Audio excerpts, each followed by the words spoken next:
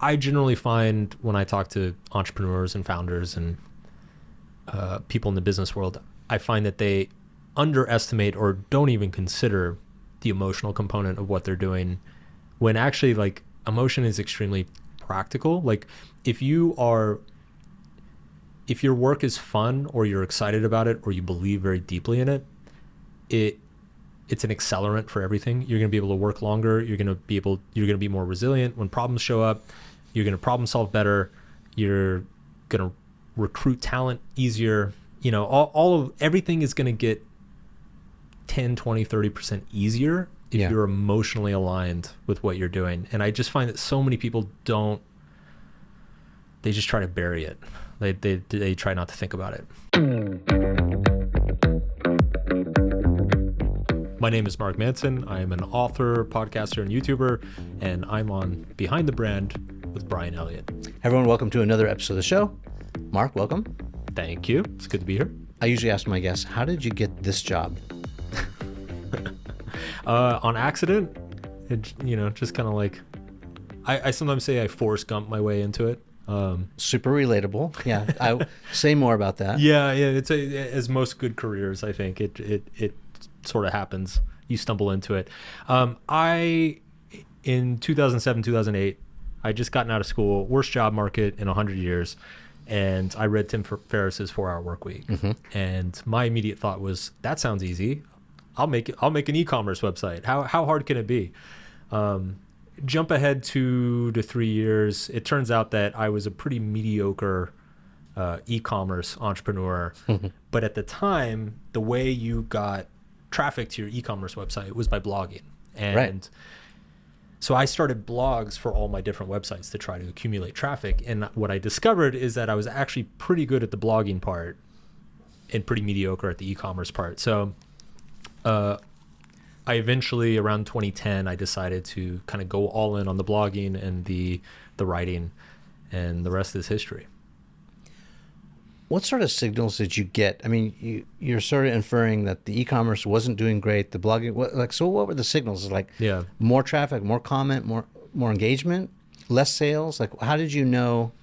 And I ask that with context because a lot of people who watch and listen to the show, I think let's put them in two buckets. There's a bucket of folks that are maybe just coming out of school and they're trying to figure out what they should do. Should they pursue what they're good at, or what they think is a good idea? And there's a whole other bucket of people, maybe let's say, mid-career, mm-hmm. and they went to law school, they're miserable, and they just want to hit the reset button. Yeah. And so I'm sort of asking in a way, like, how do you find that thing that you should be doing, your true calling? I think the first step is experimentation. You have to try things, and you don't really know if this is it until you've actually tried it a little bit. The analogy or the metaphor that I always use with people is that when you put more effort into some things, it feels like pushing a rock up a hill. Like the more you push, the harder it gets. Whereas there are other things that it's like pushing a rock down a hill. Like mm-hmm. the more you push, the easier it gets. And you want to look for the things that get easier the more you push on them. And so what I personally experienced is that sales and marketing doesn't come naturally to me. It was a pretty steep learning curve, and I don't think I have a knack for it.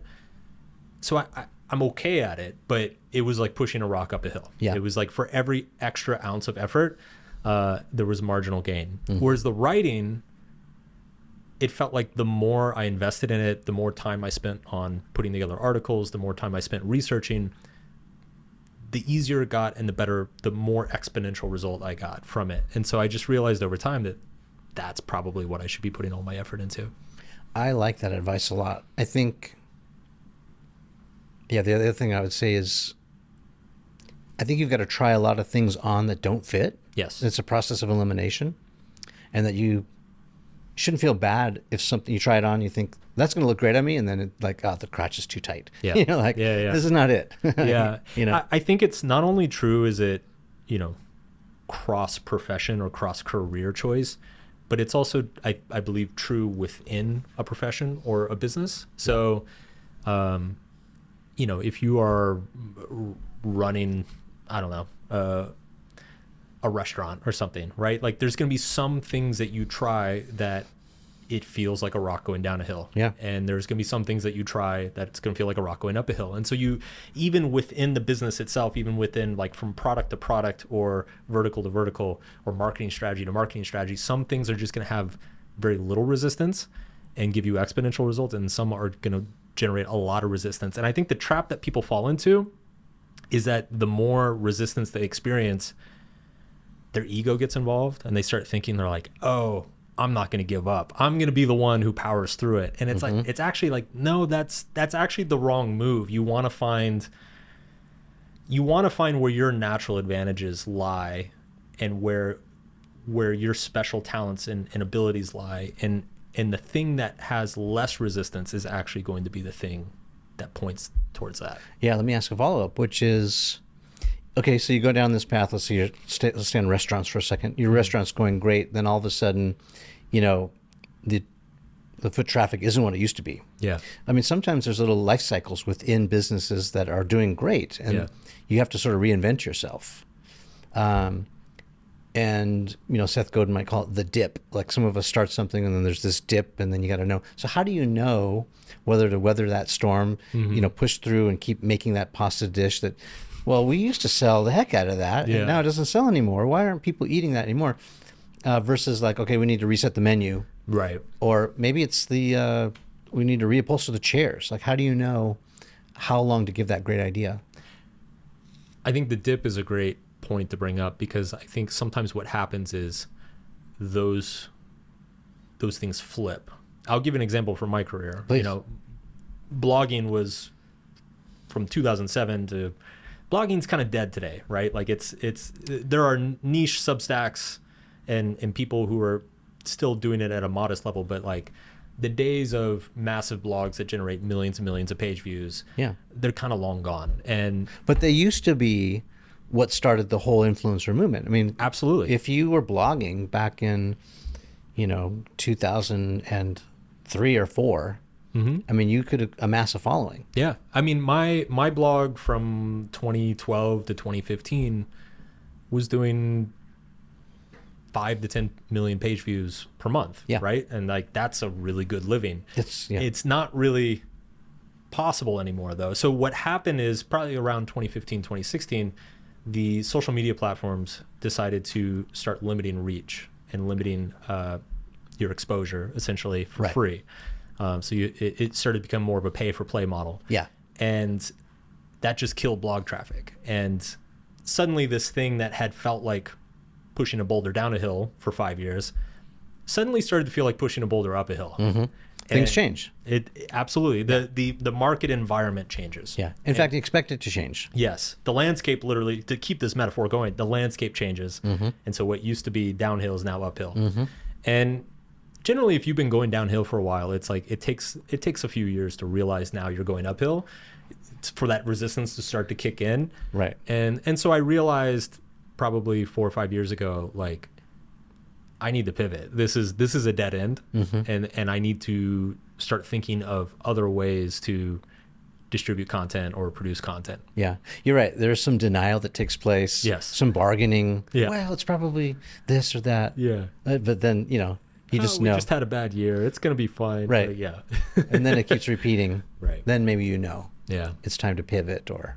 But I think a lot of that comes down to being able to zoom out honestly and have perspective on just the world and the market circumstances. And, you know, it eventually became undeniable of like, people don't want to leave TikTok. They don't want to leave Instagram. Like nobody wants to click a link anymore. Right. Yeah. And it takes so much effort to get them to click that, it doesn't make sense to send them to like a blog post. Yeah. People live in the ecosystems where they're comfortable. Yes.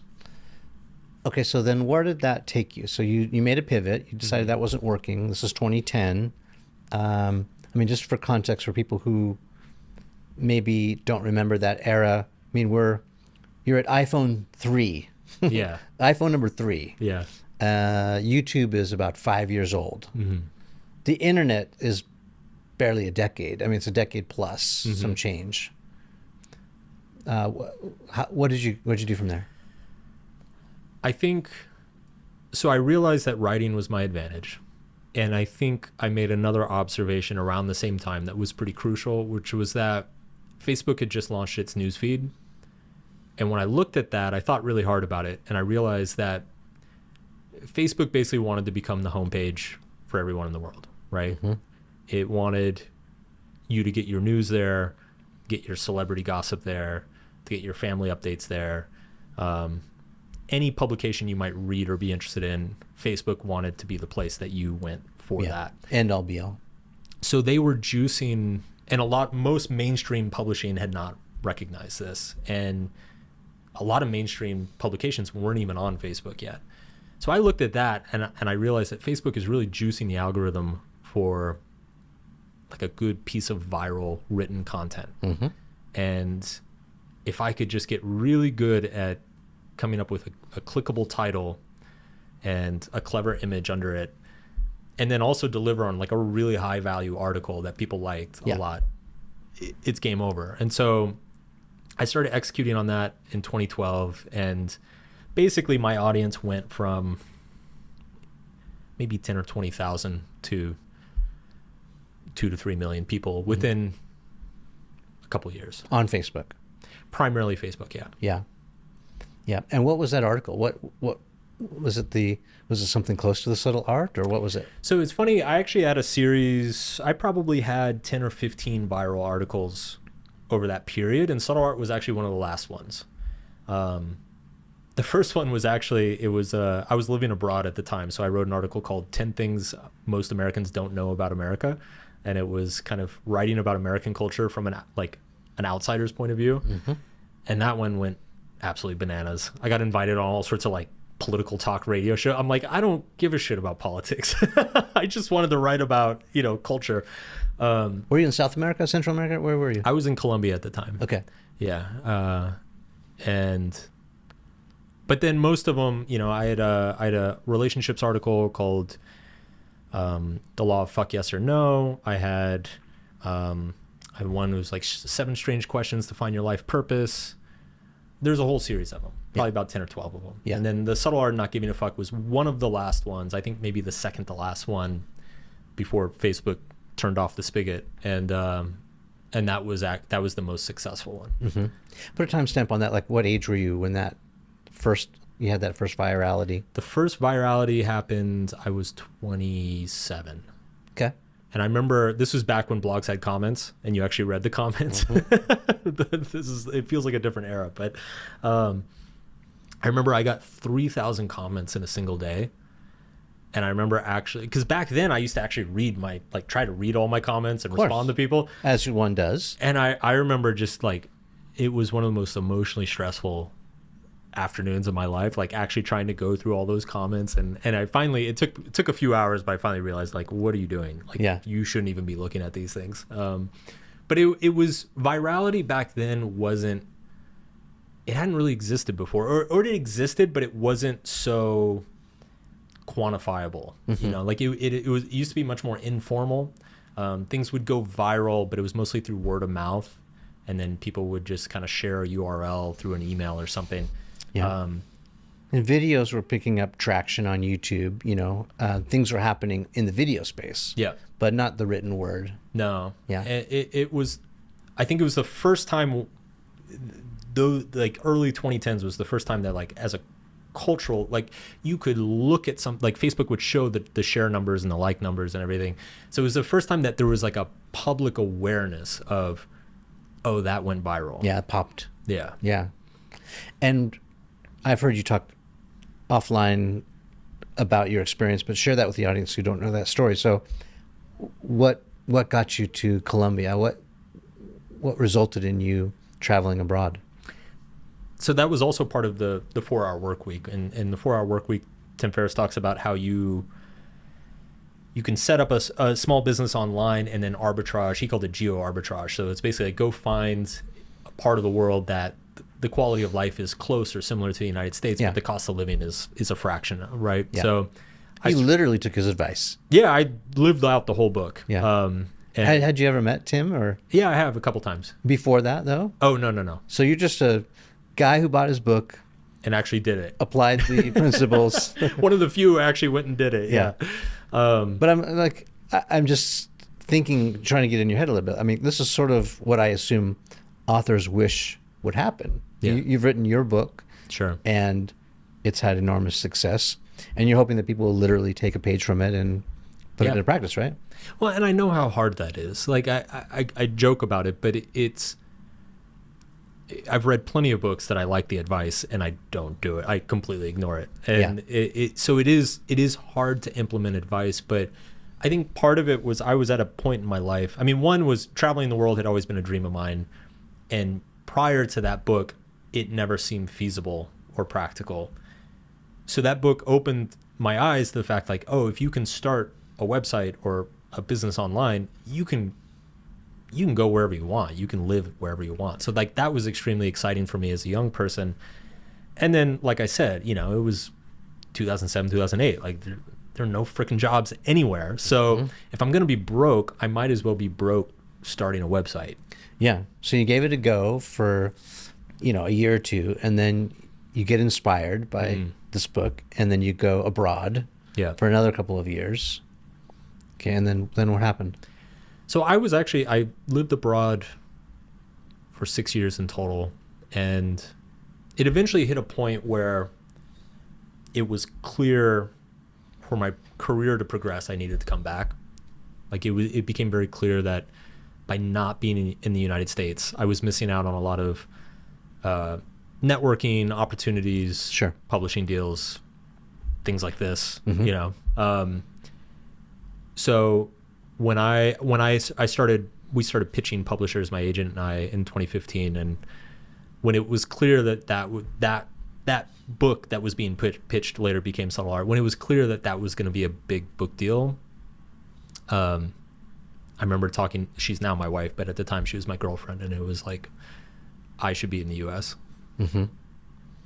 Let's go back to you getting an agent. A lot of people dream about having representation, and what was the delta between that viral post on Facebook and you getting an agent?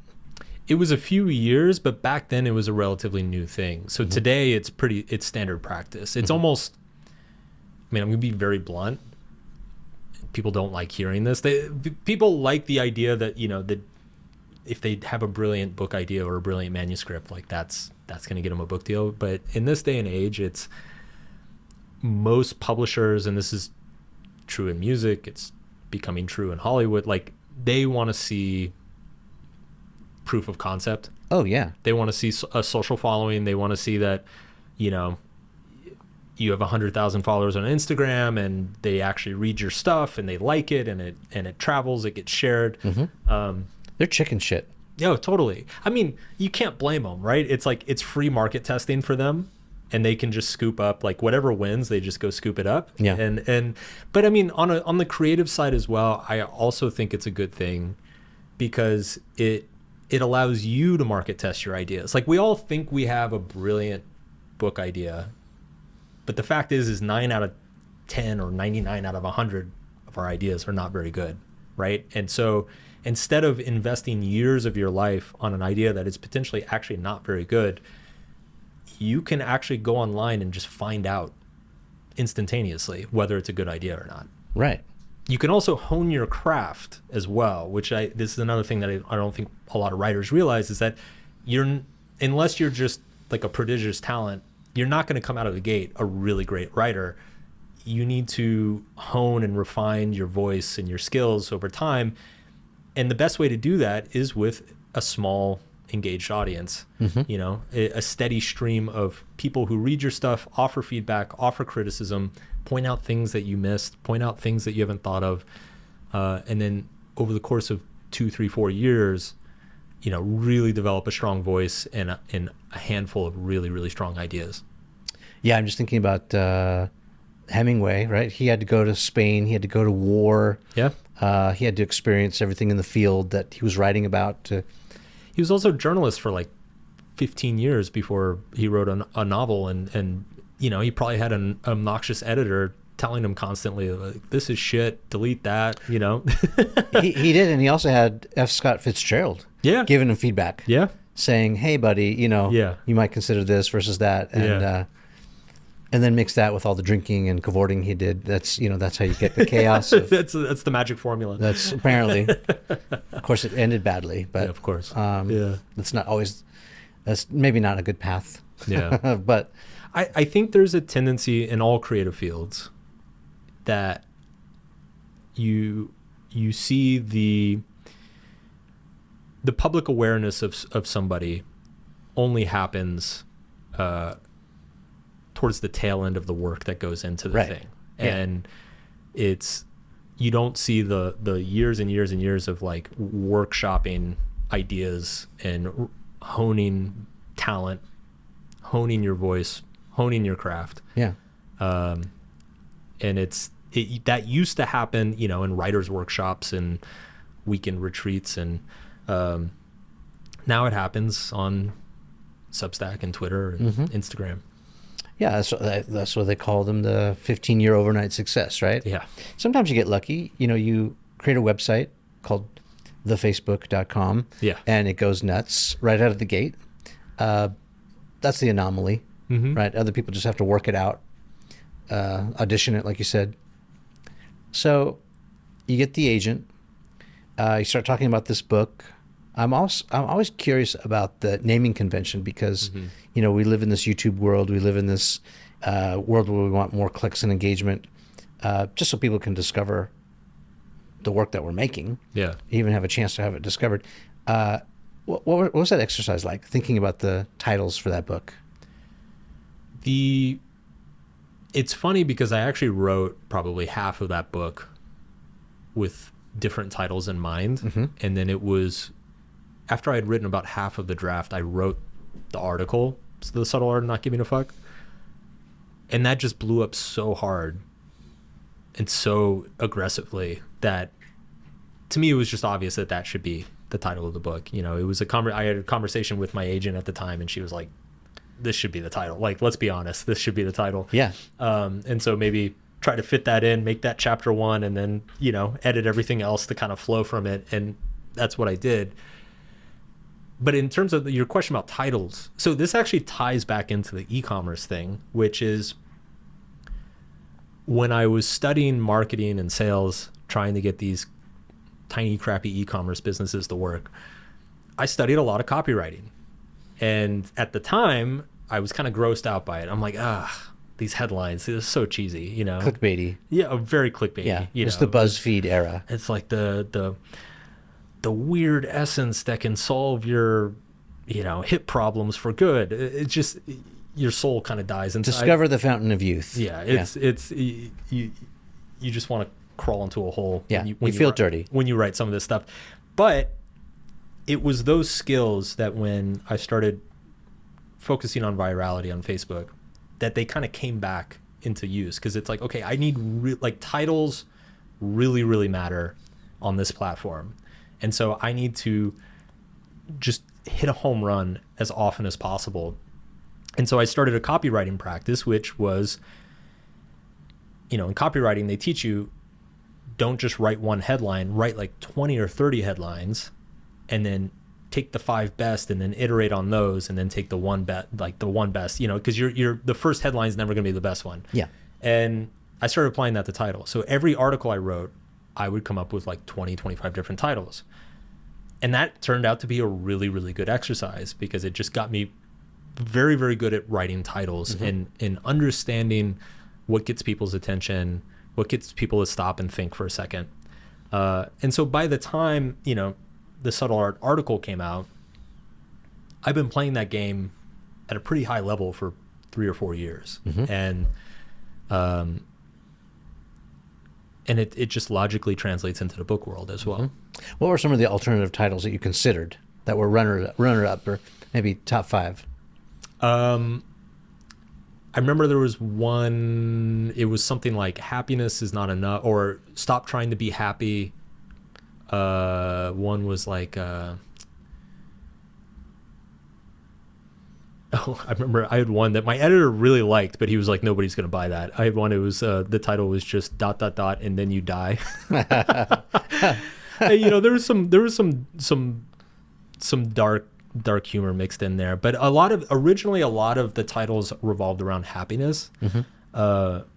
Because that was kind of the hot topic back then. It was like every book coming out was, you know, the happiness equation or the happiness hypothesis or the key to happiness. And I wanted to do something that kind of went counter to that. It was like, you know, happiness is not enough, or happiness is overrated, or stop trying to be happy, something like that.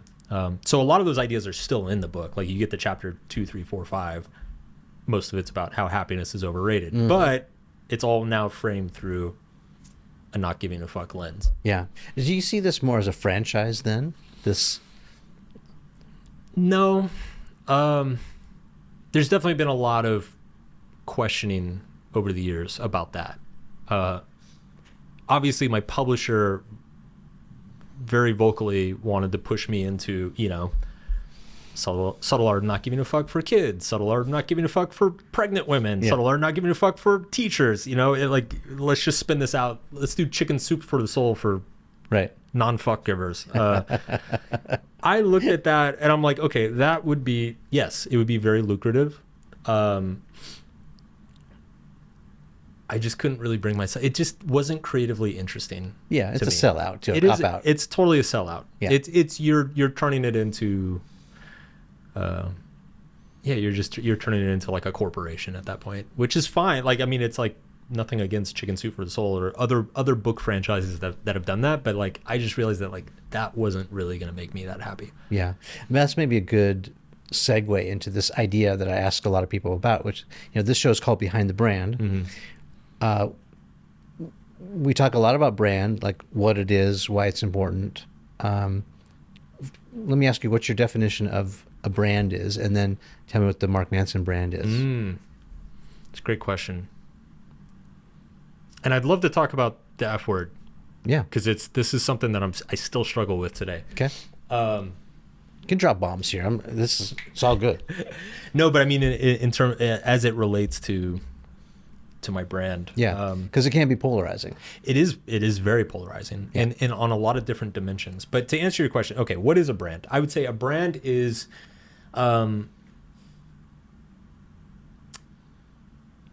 how people, the associations that people identify you with, both consciously and unconsciously in their mind.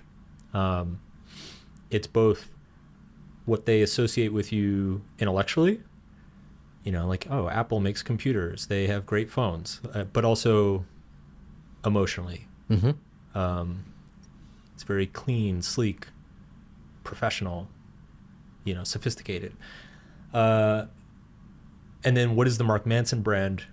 It's really funny you're asking this because my team and I, we're currently in the early stages of a brand pivot. And so we've been asking this question a lot ourselves.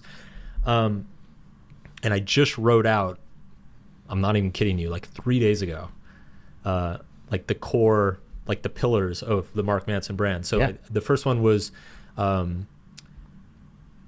relatability. I think it was smart, funny, relatability, and non-judgmental. So it's life advice that is intelligent, it's well-researched. It's also delivered in a funny, entertaining manner. It's very relatable. It's like a guy in a bar just talking. I'm not a professor. I'm not like a billionaire. Not a PhD. You don't have your psychology degree. No letters after my name. And it's also, it's non-judgmental. Like there's a lot of life advice out there that kind of moralizes, or it gets political. And I strongly believe that to help the most people, you should kind of zoom out as much as possible and be as compassionate as possible. Like understand people come from all different walks of life, and I don't necessarily know what's best for them. That resonates with me too. That non-judgmental part though, does that come from experience? Like maybe there was a time when you had a lot of judgment, you know, religious upbringing or, you know, whatever your...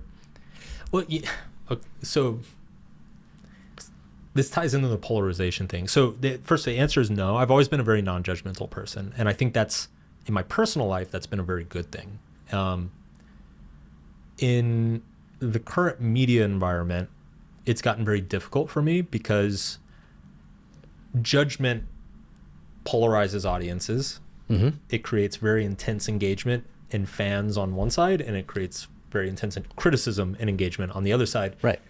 And so being non-judgmental is actually kind of a suboptimal content strategy in the 2020s. Yeah, you're sort of Switzerland. Exactly. You're neutral. You're neither this nor that. And who gets excited about Switzerland? Like, right. Everybody get, you get excited about Russia or Israel or Gaza. Like nobody's like, out protesting in the streets over Switzerland and their neutrality. So that's been a little bit of a challenge, or it's just raised a lot of questions. The other thing is the word fuck. It has been such a blessing and such a curse over the years, and I've gone both ways, year by year, month by month, day by day, of like being so grateful for it and really owning it, and then other times just wanting to disavow it and just be done with it. People, even today, even after, like, there's so much fuck content out there, there's so many fuck books, there's so many, like, you go on Instagram, there's so many copycats, people right. saying, here's not how not to give a fuck. To this day, it just happened last week, you add fuck to the title or the first line of a piece of content, and it immediately, the engagement goes up like 20-30%. Like, it just, right. The people who like it love it, right. and they really, really engage with it. And I'm very fortunate that I was one of the first, or the first person in my industry to like really lean into that word. Like, I kind of own that word in my industry. Mm-hmm. And that is, it's a cheat code, right? Like, I should leverage that, and I do. On the other hand, there are costs that come with it. So there's obviously a lot of people don't like it, and they judge and criticize and send angry emails. Yeah, there's a whole part of America that would probably just say, just tune out. Like, yes, can't do it. But there's also some more subtle costs, which I didn't realize until, maybe a few years ago. For instance, this is not complaining. I'm just. Yeah, this is a function of the decision you made. Yes. So this is why branding is so important. It's super important to talk about. Yeah. Yeah, it's insanely important. Things cut both ways. They do. And you have to have a strong brand, you have to polarize. And you have to be aware. And I think this is, I guess, if I was to make a complaint, I was not fully aware of the dimensions that I was polarizing on. The dimension I was aware of was like, when I put fuck in the title of an article, it goes more viral and I get more negative comments. Right. I can live with that because I want the virality, right? What I didn't realize, especially once I had a best-selling book out and, I was doing lots of media, there are, so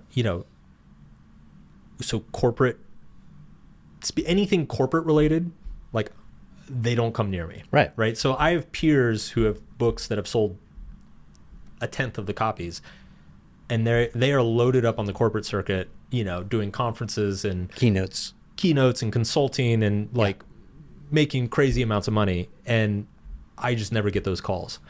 Another example is media, right? There's some publications that just, doesn't matter how popular I am, they just won't talk to me. Yeah. And then there's a certain, I think there's a little bit of a stereotyping that happens with people who are not familiar with my work. When they're first exposed to it, they assume that it's, I mean, it is a little bit lowbrow, but I mean, they assume that it's not as thoughtful and researched as it is. I often hear from people who say, when I first saw your book, I thought it was just a bunch of bullshit. Yeah.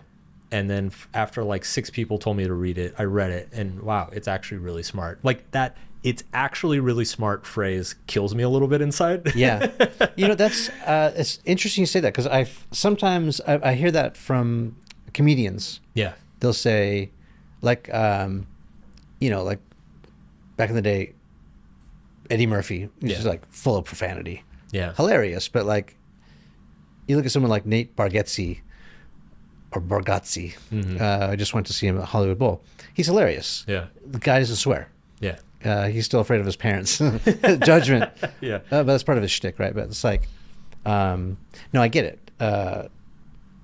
It's tougher to not use the kind of language that get people juiced up. Yeah. So I can understand that misjudgment. Yeah. Yeah. So it's been, I mean, obviously overall it's net positive and I'm generally happy to be associated with it, but it's been, again, I wasn't aware of some of the costs or drawbacks that would emerge later on in my career. Yeah, no, it's well said. I think a brand it's got to be, and I don't think it has to be polarizing. In my opinion, I think it has to be distinct. Okay. And a brand is like a shorthand for what you stand for. Yeah. Right? If I think about like seeing a James Bond movie, I kind of know what I'm going to expect. Yep. There's going to be some shaking and not stirred. There's going to be some handguns, nice cars, pretty people, tuxedos, maybe some gambling, some violence. You kind of know what you're going to get before you even hear the movie plot. You don't need to see the trailer. Yeah. You got this image. And so I think when you have a brand versus when you have a product or a commodity, right? Like that's the difference. Yeah. And then I think there's also brands that are, they'll hang a marquee up like Marriott hotels, right? That brand is meant to be ubiquitous, like on every street corner, and you've got affordable options and maybe something with a kitchen, but it's like, when it's not distinct, like I don't think Marriott is distinct. Right. You're in danger of this sort by price. Yeah.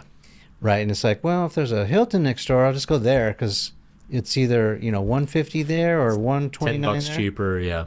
And so that's the danger of not being distinct. Right. And so once you pick a path, like I'm the subtle art of not giving a fuck, and you say it with confidence, then that is what it is. That's the trail that you're blazing. Yeah. You can always change it, but it's like, a lot of things then become inevitable. Yeah. Yeah. It's been interesting because I think it is, when I look at it compared to some of my peers or similar brands in my industry, I think what has happened is that I've built a larger, I don't want to call it low quality, but like larger, younger, lower price point audience. And I think it probably nets out roughly the same as the alternative. The fuck generally appeals to younger people. But they're not looking for like, a $2,000 consulting seminar or to hire you to come in and talk to their executive team. Yeah. But you're going to reach a lot of them. Yeah. I guess it's that time in their life, right? Where you're trying to figure stuff out. It's anti-establishment. Yeah. It's fuck the man. Yeah. Or you're getting fucked by the man. Yeah. so you're like, fuck it all, right? Yeah. Like you're just on board with all the fucks. Yeah. Yeah. It makes sense. It tracks. Yeah. But you are maybe seeding a generation of younger people who then come up, and if they do consume your product, the written word or other ideas that you've got, videos, then you can keep them in your community. Yeah. And there's stuff to do with them. It is interesting. I do think it offends less than it did 10 years ago. We've definitely seen that. I mean, we still get complaints here and there, but not nearly to the same degree as we did 10 years ago. Like it seemed the edge of the word has kind of been blunted a little bit over time, which again kind of brings that polarization in a little bit. Like it's not as shocking anymore, so we don't see the same kind of reach that we used to, but at the same time it's not as distinguishing or distinct as it used to be. Yeah. Can I tell you what I think the Mark Manson brand is? Sure. Because I think one of the other definitions or byproducts of when you start a brand is that once you like, hey, I made this for you, or I made this in general, once it leaves your hands and goes into the world, then it belongs to the world. Yeah.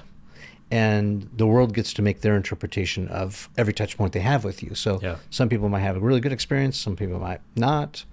And then that's what lives in the hearts and minds of the people. And so you might have many hundreds, thousands, millions of interpretations of your brand. Mm-hmm. The key is to like have it aligned with the walk and the talk, right? Yeah. So I think, you know, I bought your book like everyone else. Sure. Enjoyed it.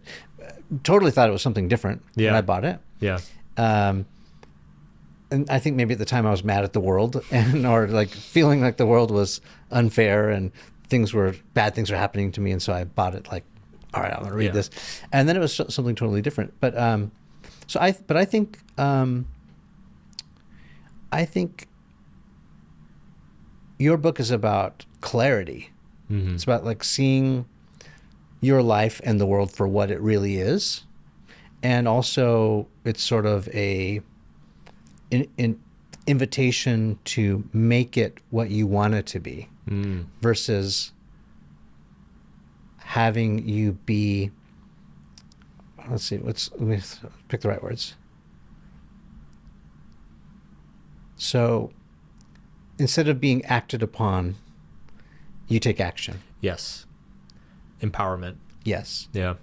Yeah. It's interesting you brought those things up. So as part of this kind of brand pivot that we're doing, it's really actually ironic because we were supposed to do this like 4 months ago and schedules got this got delayed forever. So it is quite a coincidence that we're doing this now.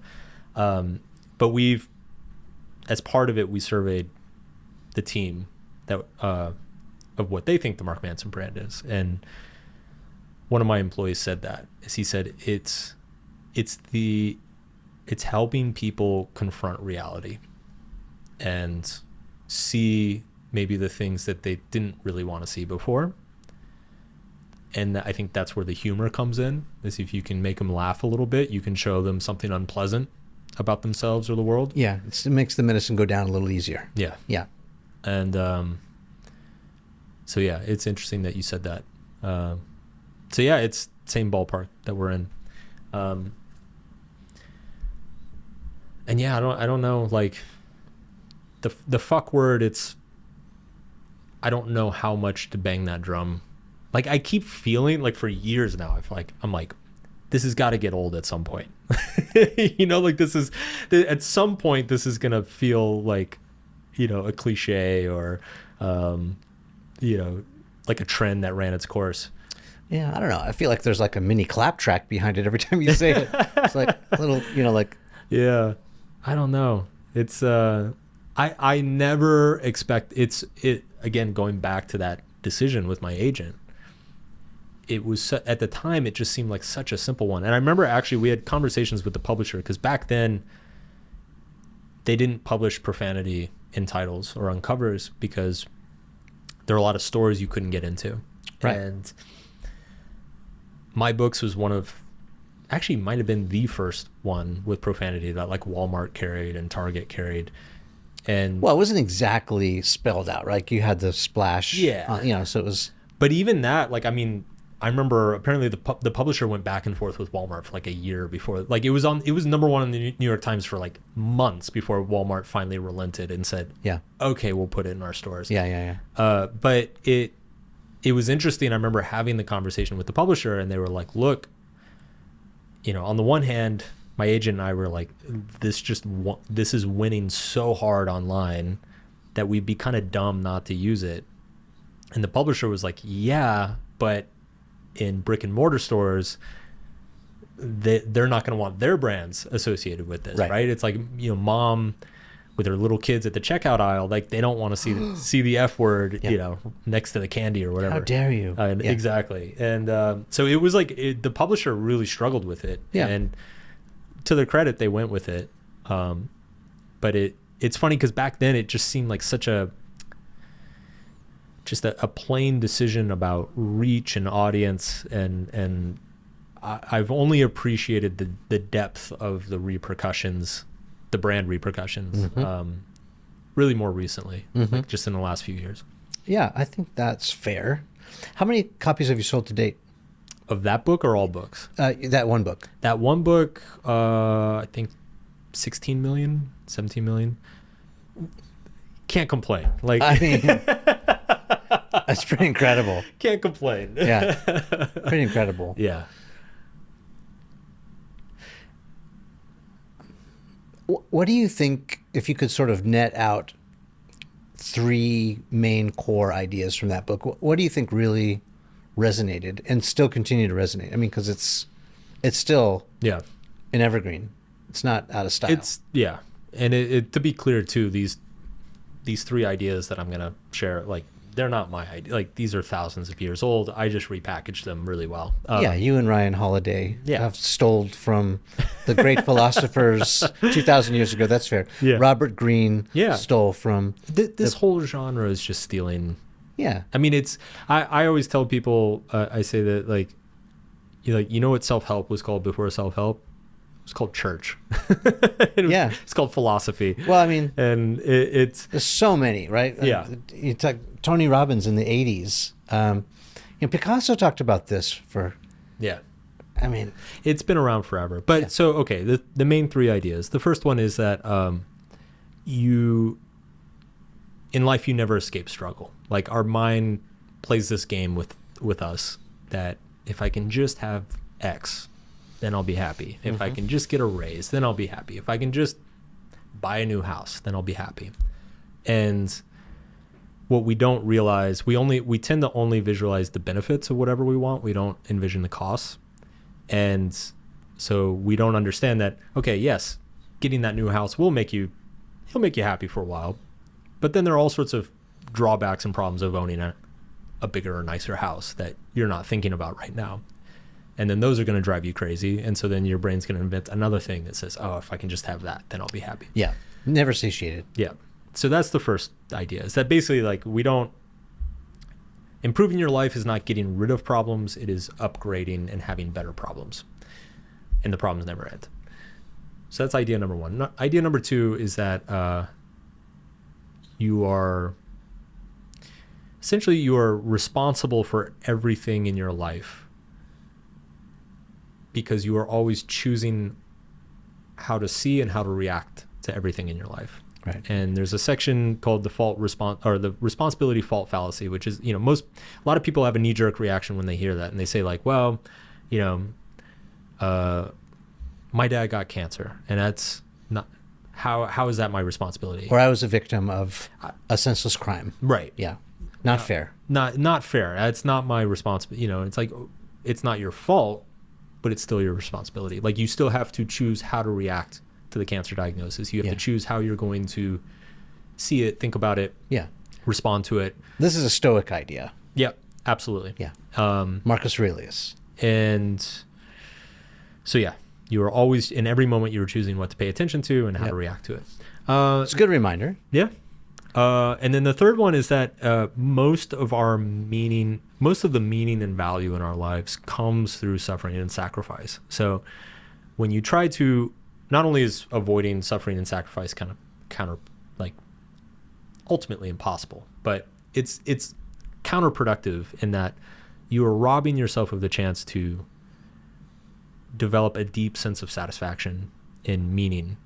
Like, we tend to, each of us, when we look back over our lives, the things that most define us tend to be like the hardest things that we've overcome. Right. And so if you try to avoid overcoming hard things, then you never develop that deep sense of identity and satisfaction. And so we should confront hard things. And not only that, but confront the hard things we want. I've got a phrase that I repeat a lot in the book called choose your struggle, right? Mm-hmm. It's like, you're going to have to struggle, so you might as well choose what you're struggling. That kind of combines all 3 of those concepts. Yeah. You've read Viktor Frankl. Yep. So, I mean, themes from...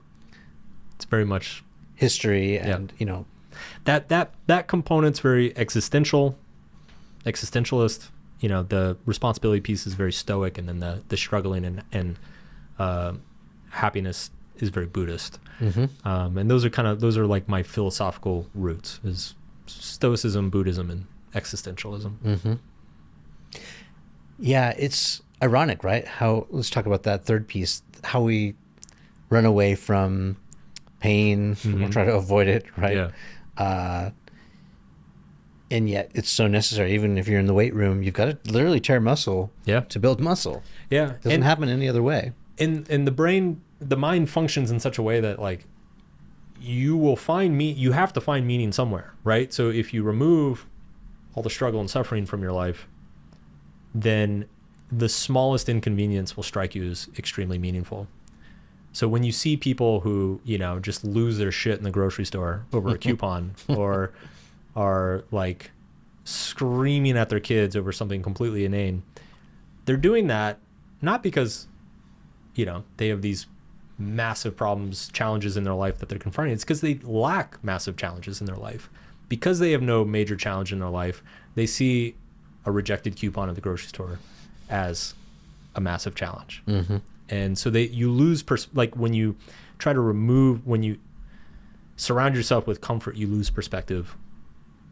You lose touch with reality, essentially. Right. So how should we be looking at adversity when it punches us right in the face? The Mike Tyson quote, I love it. Everyone has a plan till you get punched in the mouth. Yeah. Like, so what should we do when we get punched? Say thank you, may have another. Yeah, I mean, not necessarily. I think we have to be sober about it, right? And understand that there's no avoiding it. And ultimately, the best you can do is look for the punch that you want to have. Mm-hmm. Like the difference between a good life and a bad life is punching you in the face in a way you didn't choose, and a good life is punching you in the face in the way you did. Mm-hmm. Yeah, you tried something that was difficult. Maybe you failed, but you also learned. And you can always look back and say and be proud of that attempt. Yeah. And you were able to get back up and try again. Yes. And again and again. And that's what builds self-esteem. That's what builds self-worth. That's what builds a sense of identity. You've heard some of these stories, I'm sure. People who've read the book and have changed their lives. Well, what's one of the most surprising things that's come as a result, like you didn't expect to happen? Oh, man. I mean, there's been so many stories that I've heard.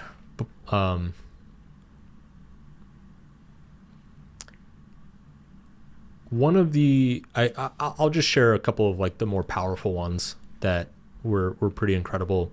When Syria was in the middle of its civil war, I still don't know how or why, but the book caught on there, and I started hearing from a lot of Syrian civilians caught in the middle of the war, and just telling me that the book was helping them get by and deal with it. I've heard from a lot of women from I'll just say parts of the world where women aren't treated very well. Mm-hmm. And a lot of them have said that it's inspired them to try to get away or forge a better path for themselves, to turn down maybe what their family or their community is pushing them into. I remember I was in Australia. I had a guy, it was really funny. It wasn't funny, but I mean, I did an event, speaking event in like Brisbane or Melbourne or something. And this old kind of man's man came up afterwards. He was probably in his 60s, just looked like this old rugged, like a truck driver or something. Mm-hmm. And he just kind of stood there awkwardly, didn't say anything. And finally his wife came over and she was like, he wants to say something to you. And I could tell he could barely get the words out. And he said, he was like, 2 years ago, I got a cancer diagnosis. He said, I've never read a book in my life. And the whole time I was on chemo, I just read your book over and over again. And he just started like blubbering. And I was like, holy shit. I remember just giving him this like big burly man hug. Yeah. So there's some incredible stuff that comes out of it. It's the sort of thing like as an author you can't even imagine where it ends up or whose hands it ends up in. Yeah. I think that's curious too. Like I've noticed you just never know who's paying attention. Yeah. And that's, you ever think about this idea of the MVA, like minimum viable audience?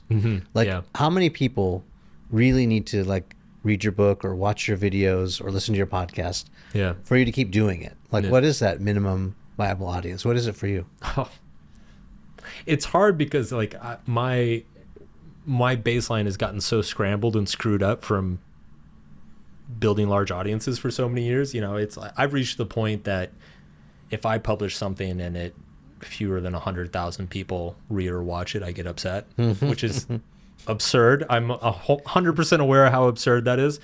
Entitled. Yeah, absolutely. It's, you know, like it's, if we post something and only 90K engage with it, I'm like screaming in my Slack channel at my team. It's a failure. Yeah. Failure. But it's silly because it's, you know, I recognize that like that in and of itself is, you know, me from 15 years ago would have killed for that opportunity. And to have 90,000 people read or watch a thing I made. Yeah. And you could almost double fill up Dodger Stadium with that many people. Yeah, it's, when you put it in context, like it's pretty wild, right? It is wild.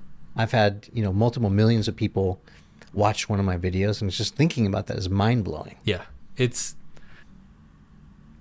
Let's shift gears a little bit and use the metrics a little bit. You're playing a whole new game now. Like you're pivoting, you're rebranding, or at least you're leveling up. Something's happening. Sure. You're retooling. You're getting into the game. You're on YouTube big time. Yep. Talk to me about that. What's the strategy? Two sides of it. One is I got extremely burnt out a couple years ago and took about 6 months off, really just kind of evaluating what do I want out of my life, my career. Yeah.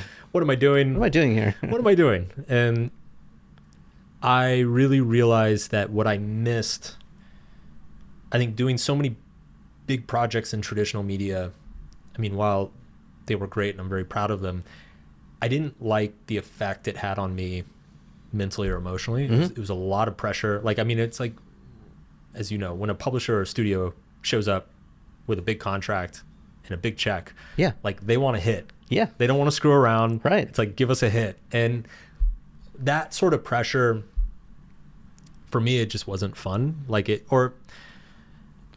just put a lot of pressure and anxiety on me, and it didn't, like, I found myself really missing those days of creating content on the internet.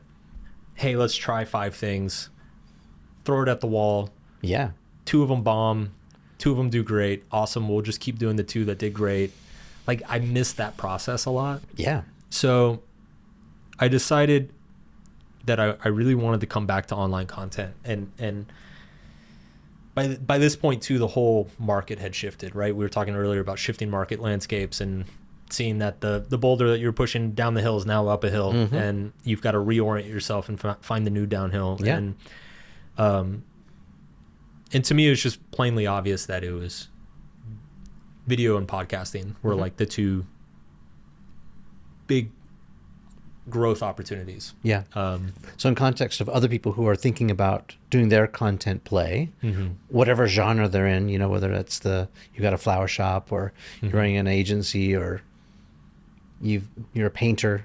Yeah. So what have you learned so far about creating content? Because your videos are popping off, you're getting traction. I'm watching you, cheering you on. I mean, you're hitting milestones. Yeah. Good things are happening. Sure. Of course, a lot of that's due to the fact that you've already invested. You've got all this equity already out there in the market. I have a massive tailwind. Yeah. Yeah. That said, you still have to show up. Yeah. And do the work. Sure. So what have you learned? I've learned that I think there's probably the most opportunity in video. It's also the hardest. What's hard about it? To do it at a very high level, you need some degree of a team. There's a lot of technical knowledge, a lot of equipment. It's expensive to get started. And it's also just time and labor intensive, right? It's editing, takes forever. So it's video, I feel like is the high effort, high reward avenue. obviously a lot of this is dependent on your market and what kind of content you want to make. But Yeah. just in generally speaking, video right now is high effort, high reward. Yeah, but you're doing direct-to-camera stuff. Mm-hmm. So it's not like you have...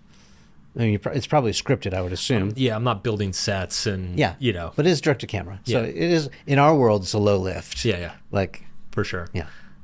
Yeah, I mean, the hardest stuff we do is just go outside with an iPhone and maybe talk to a couple people or something.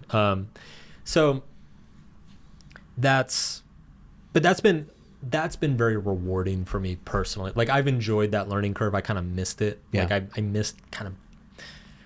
miss struggling with something, like watching myself get better at it. I also feel like you're all in on it. I am. So maybe that's the other lesson, is like, you can't sort of be half-baked No. on this. You've got to either... Yeah. Well, if you go half-baked, you'll get half-baked results. Yes. Yeah. Absolutely. I mean, it's any creative field is highly, highly competitive, and so you can't part-time job it. Like, Yeah. you really do have to go all in. Who are you competing with, you think? I mean, ultimately with myself, but I like to look at others as, like, as you said, the word you said, milestones, right? Mm-hmm. So it's, you know, passing somebody in my industry and subscribers or views or whatever. Like, it's kind of like, it's a little pat on the back moment. Yeah. But it's not the reason. Right. I mean, those should be taken with a grain of salt. Yeah. Right? Like, It's fun. It's like, Jay Shetty has 16 or 17 million followers. Jay Shetty will not ever be on this podcast because I'm not a fan. Yeah. I won't mind saying that in public. yeah, me neither. But he has 16 million people who have raised their hand and said, I like you. So he's got that. Yeah. You know, good on him. Yeah. But you're carving out your own space. Sure.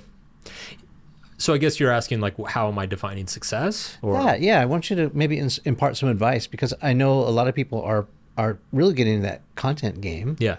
Because they see how valuable it is to build their brand. And I think when you show up and you're distinct, you stand for something, Yeah. you need to help create that brand, or else you either, run the risk of being the generic brand, which no one cares about anyway. Right. All they care about is cost. So that's a commodity item that's forgotten. You show up in some forgotten aisle of Costco and, you're not important or relevant. Yeah.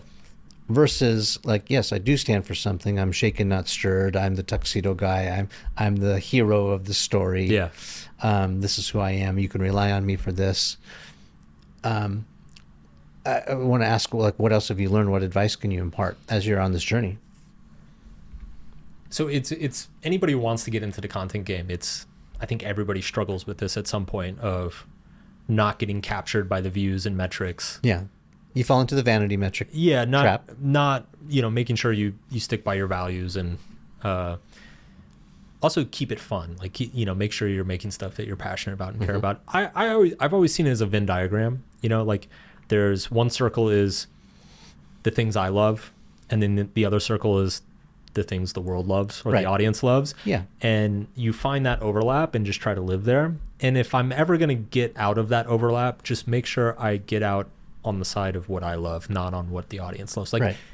if you ever fall into the trap of just making things the audience loves and you don't, you're shooting yourself in the foot. Like, it's a short-term, you're sacrificing longevity for a short-term win. Or you built your own prison. Exactly. Yeah. Exactly.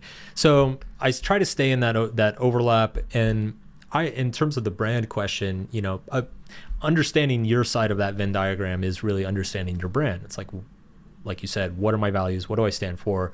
What's the message I'm trying to get out into the world? And I personally think, like, every brand probably has a ceiling somewhere, just based on how many people are going to be interested in those ideas or values. And my goal is to, establish the values and the ideas, and then just squeeze all the juice out of it. Mm-hmm. Try to hit the ceiling. Mm-hmm. And if I'm at the ceiling, great. Good job. So who's it for? What you're doing, who's it for? It's for myself primarily, and it's for everybody else secondarily. Be more specific, though. Like, who's the audience for what you're making? It's generally, it's anybody who is going through a tough time in their life, who's struggling with something, who's in pain, who wants to give fewer fucks. Yeah. You know, stressed out, anxious. Yeah. You talk about a lot of emotional wellness things. You talk about therapy. You talk about relationships. Yep. You're very candid about, your prior dating life and then, your married life. And I think there's a lot of people in this world that need that. There's millions. Yeah. We're all trying to navigate it. Yeah. I mean, and all those things are interrelated. So I'm fortunate in that I've built a brand that casts a pretty wide net, right? Like we joked about the chicken soup thing, but like there is a how to not give a fuck about silly things in a relationship, how to not give a fuck about silly things at work, how to not give a fuck about family drama. Like it's you can apply it almost anywhere. Yeah. And so where's that going to take you? What's the next chapter look like? So I really want to get very good at video. Like that's the primary focus at the moment. I think there's the most opportunity is in video. I'm personally enjoying video the most at the moment. Are you scripting it all out? You reading from a teleprompter or is it all right here? No, it's definitely teleprompter. Yeah. And are you writing the script? So yes. Yeah, I've experimented with hiring people to help with that, and it's just it's my superpower. So you can't really outsource that. Yeah, it's kind of the one thing I'm not really able to outsource. Yeah. How about the kryptonite piece of that? The giving up control. Is that hard to do? Sometimes. Yeah, sometimes. What areas are you having difficulty? Like in the cuts, the edits, like, oh, that should stay in. Yeah. Not that. This not that. Sometimes the edits, what I've noticed with my team, and I imagine this generalizes towards any sort of creator business or content business, is that there's a certain, like, trust is extremely important. So I have people who have worked for me for many, many years, and I trust that, like, okay, if he's going to go edit this piece, this newsletter or whatever, he's going to do a good job and I probably don't have to look at it. Yeah. But it takes years to get to that point. Right. When somebody comes on and they're brand new, I think of it as in terms of like alignment, like aligning taste and vision. And it takes many, many months of feedback, back and forth discussion to find somebody who can get on the same page with you. Yeah. I feel the same way. It's like someone doesn't edit. It's like, I look like an idiot. Yeah, like, why would you put that shot there? Exactly. Like I have a double chin in that one, and it's like a lazy eye. It's like, that's the problem with video too, though. Is just like we're so critical of ourselves. Oh yeah. Yeah. I can't watch it. It's painful sometimes. It's just like, do I really look like? Do I laugh that way? Oh my god. Yeah. All right. As we're sort of rounding third, coming home. Final maybe parting words of advice for entrepreneurs, people trying to start new ventures, trying to do their thing. And this is maybe from, your side of the house, the wheelhouse where you feel comfortable, which is maybe navigating the emotional side of things. I would say just that. I generally find when I talk to entrepreneurs and founders and people in the business world, I find that they underestimate or don't even consider the emotional component of what they're doing, when actually, like, emotion is extremely practical. Like, if your work is fun or you're excited about it or you believe very deeply in it, it's an accelerant for everything. You're going to be able to work longer. You're going to be more resilient when problems show up. You're going to problem solve better. You're going to recruit talent easier. Everything is going to get 10, 20, 30% easier if you're emotionally aligned with what you're doing. And I just find that so many people they just try to bury it. They try not to think about it. I mean, we were just sitting back, chopping it up, reminiscing about the good old days and all that. Tracking my roots, where I came from and where I'm going.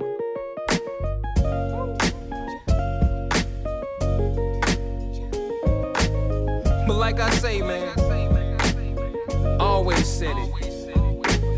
It's not about the destination. Nope. It's all about the journey.